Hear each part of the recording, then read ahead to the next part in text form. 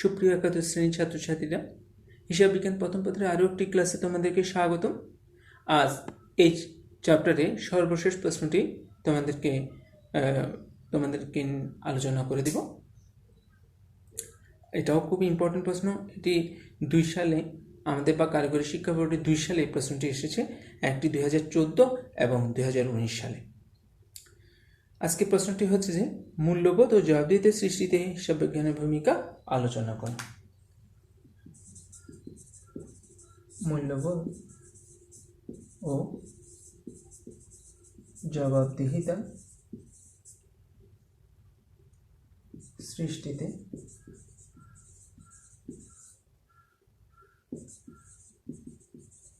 হিসাব বিজ্ঞানের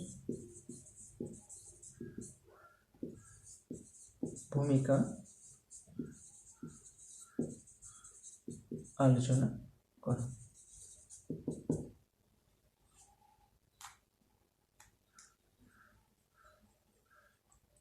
তোমরা প্রশ্নটি লিখে নাও, আমি এরপর এটা নিয়ে বিস্তারিত আলোচনা করছি।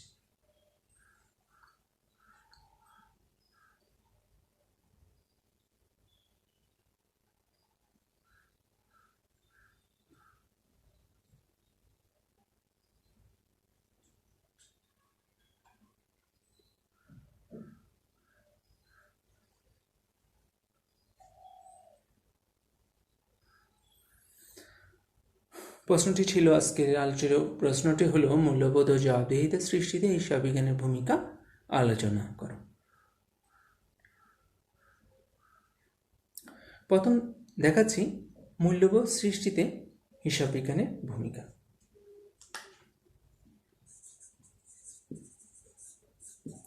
মূল্যবোধ সৃষ্টিতে হিসাব বিজ্ঞানের ভূমিকা। এক, নৈতিক চরিত্র গঠন।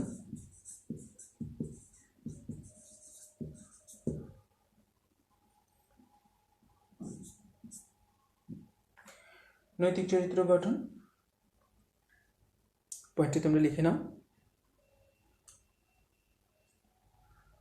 নৈতিক চরিত্র গঠনটাকে কিভাবে হিসাব বিজ্ঞান সাহায্য করতে পারে আমাদেরকে, সেটা নিয়ে আমি একটু কথা বলছি।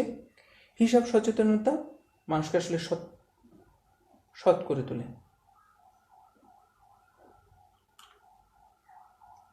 মানুষের মধ্যে এক ধরনের সততা গড়ে তুলতেও সাহায্য করে। এর মাধ্যমে রক্ষণশীলতা, নিয়মকানুন, নিষ্ঠার মতো নৈতিক চরিত্র গঠন করে। একটু ভালো করে বলে দিচ্ছি, এর মাধ্যমে আসলে রক্ষণশীলতা, নিয়মকানুন, নিষ্ঠার মতো নৈতিক চরিত্র গঠন করে দেয়। এই হলো আমাদের নৈতিক চরিত্র গঠন। দ্বিতীয় হচ্ছে ব্যক্তিগত মূল্যবোধ।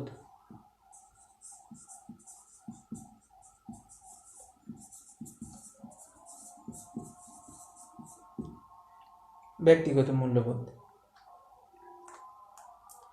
এটি হলো মানুষের বিশ্বাস যা ব্যক্তির আচরণ ও কার্যাবলীকে পরোক্ষভাবে নিয়ন্ত্রণ করে। তোমরা তাহলে দুটি পয়েন্টে আলোচনা বুঝেছ। এক, নৈতিক চরিত্র গঠন। 2, ব্যক্তিগত মূল্যবোধ। ব্যক্তিগত মূল্যবোধটা নিয়ে একটু কথা বলি।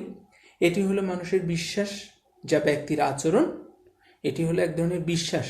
ব্যক্তিগত মূল্যবোধটা হচ্ছে এক ধরনের বিশ্বাস যা ব্যক্তির আচরণ ও কার্যাবলীকে পরোক্ষভাবে নিয়ন্ত্রণ করে। দুর্নীতি ও চুরি প্রতিরোধ।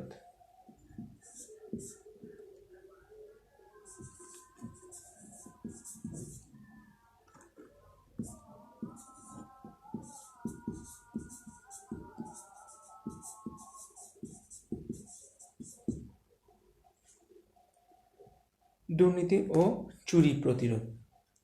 হিসাব বিজ্ঞানের আসলে সঠিক নিয়মকানুন অনুসরণ করলে লেনদেনগুলো সঠিকভাবে লিপিবদ্ধ করা হয়।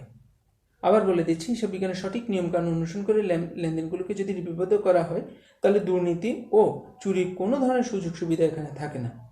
এর ফলে যে কোনো প্রতিষ্ঠানের কর্মকর্তা কর্মচারীদের মধ্যে স্বচ্ছতা ও সততার এক ধরনের মূল্যবোধ সৃষ্টি হয়। যেহেতু সে আর কোনো ধরনের দুর্নীতি করতে পারছে না, স্বাভাবিক তাকে সততার সাথে তার হিসাবটা সংরক্ষণ করতে হবে। 3 দলীয় ও প্রাতিষ্ঠানিক মূল্যবোধ। 4 দলীয়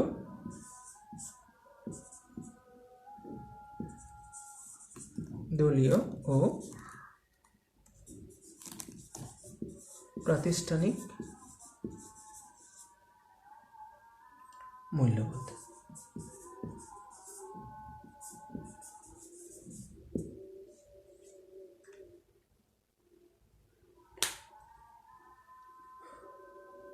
কোনো দল বা প্রতিষ্ঠানের চিন্তা, চেতনা, বিশ্বাস, উদ্দেশ্য যা কর্মীদের আচরণ ও কার্যাবলীকে পরোক্ষভাবে নিয়ন্ত্রণ করে।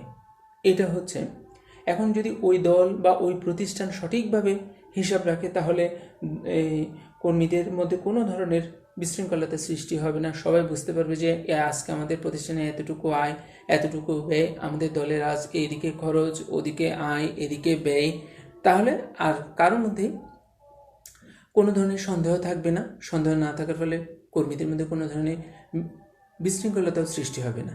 এই জন্য দলীয় ও প্রাতিষ্ঠানিক মূল্যবোধ তৈরিতে হিসাব বিজ্ঞানের একটি ভূমিকা থাকে। 5 ধর্মীয় মূল্যবোধ।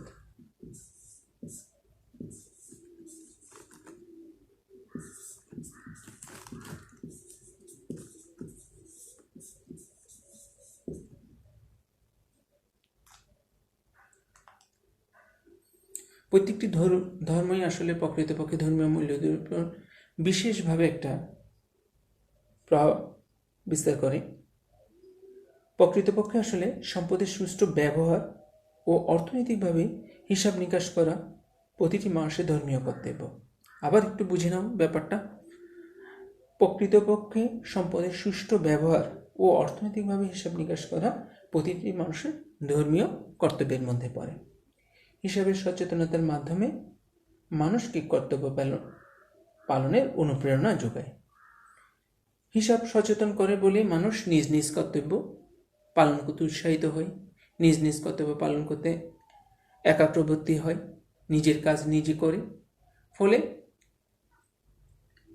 নিজে যেমন ভালো হয়, নিজের মধ্যে যেমন সততার জন্ম হয়, তেমনি ওকে দেখা দেখি অন্যজনও সততার চর্চা করতে থাকে। মূল্যবোধ সৃষ্টিতে 5টি পয়েন্ট তোমাদের সামনে উপস্থাপন করেছি। এরপরে জবাবদিহিতা সৃষ্টিতে হিসাব বিজ্ঞানের ভূমিকা নিয়ে আলোচনা করব। তোমরা এই 5টি পয়েন্ট খুবই স্বল্প সময়ের মধ্যে তোমরা খাতায় নোট ডাউন করে নাও।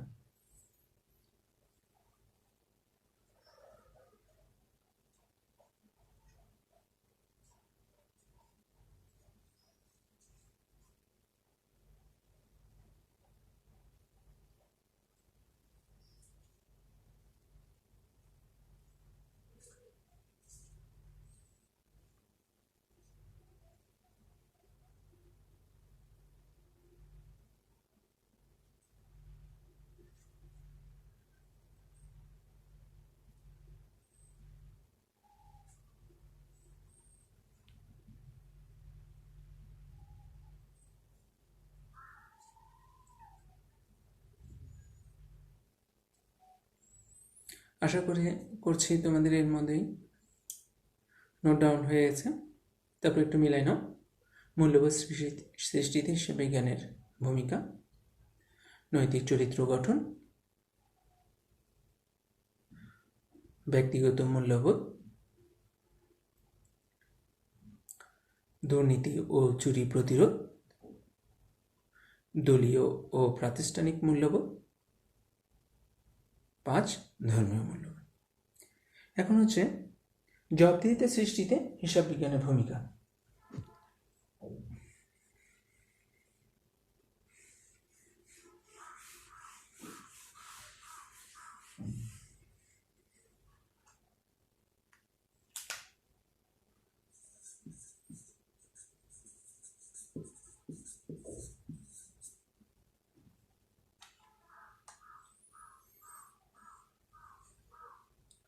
হিসাব বিজ্ঞানের ভূমিকা।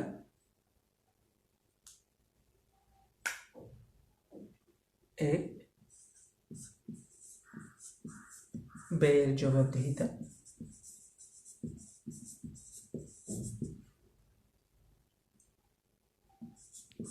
সততা,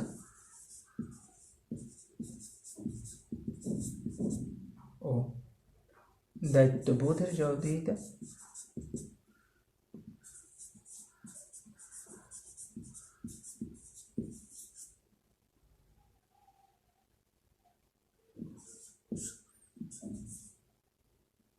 সরকারের জনগণের প্রতি জবাবদিহিতা।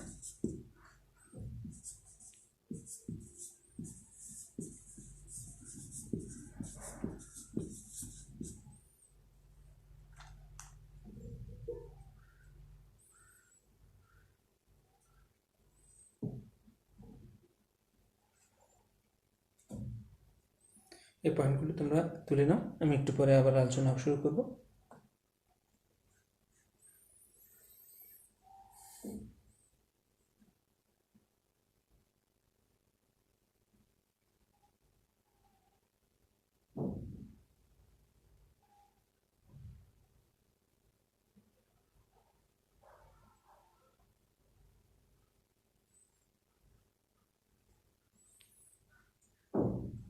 আশা করছি তোমাদের এর মধ্যে নোট ডাউন করা হয়ে গেছে পয়েন্টগুলো।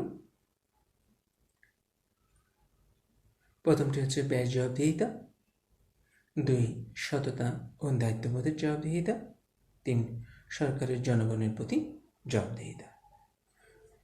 হিসাব বিজ্ঞানে বাজেট প্রক্রিয়া একটি প্রক্রিয়ার মধ্যে দিয়ে যায়। তার মধ্যে প্রতিটি খরচের জন্য খরচের পরিমাণ পূর্ব বরাদ্দ থাকে, আগে থেকে নির্ধারিত থাকে। মোট কথা কোন খাতে আমি কত খরচ করব সেটা আমার পূর্বে অনুমান করা থাকে।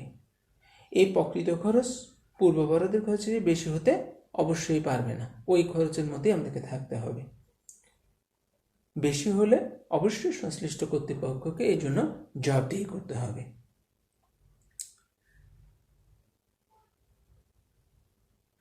2 নাম্বার দায়িত্ব অনুযায়ী, সে পয়েন্টটির নাম হলো সততা ও দায়িত্ববোধের জবাবদিহিতা। দায়িত্ব অনুযায়ী জনগণের জবাবদিহিতার ব্যবস্থা হিসাব পদ্ধতিতে সংরক্ষিত থাকায় প্রতিষ্ঠানের কর্মচারী কর্মকর্তার মধ্যে সততা, নিয়মানুবর্তিতা, রক্ষণশীলতা ও দায়িত্ববোধ জাগ্রত হয়। যেহেতু তাদেরকে অবশ্যই সততার সাথে হিসাব রাখতে হবে, নয়তোবা চাকরিও চলে যাওয়ার সম্ভাবনা থাকে অনেক ক্ষেত্রে। সেজন্য সবাই নিজেদের সততার সহকারে, দায়িত্ববোধের সহকারে তাদের কাজ করে যায়। আধুনিক রাষ্ট্র ব্যবস্থায় আমাদের পয়েন্টটির নাম হলো সরকারের জনগণের প্রতি জবাবদিহিতা। আধুনিক রাষ্ট্র ব্যবস্থায় সরকারকে জনগণের নিকট তার কর্মকাণ্ডের জবাবদিহিতা অবশ্যই করতে হয়। এই জবাবদিহিতার একটি অন্যতম উপায় হচ্ছে সুষ্ঠুভাবে সরকারের আয়, ব্যয়, সম্পদের আহরণ এবং উহার বন্টনের ব্যবস্থার হিসাব রাখা।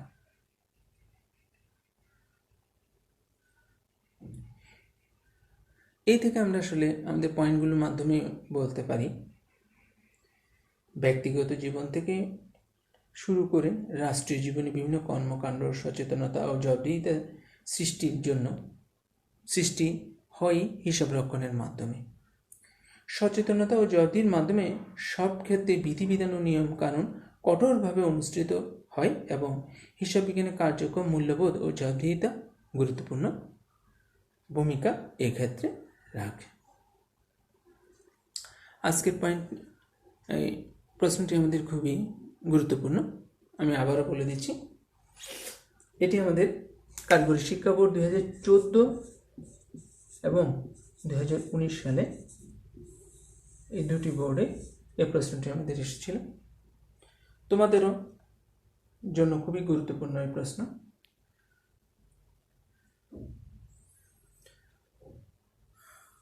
আশা করি আজকের আলোচনা তোমরা ভালোভাবে বুঝতে পেরেছ।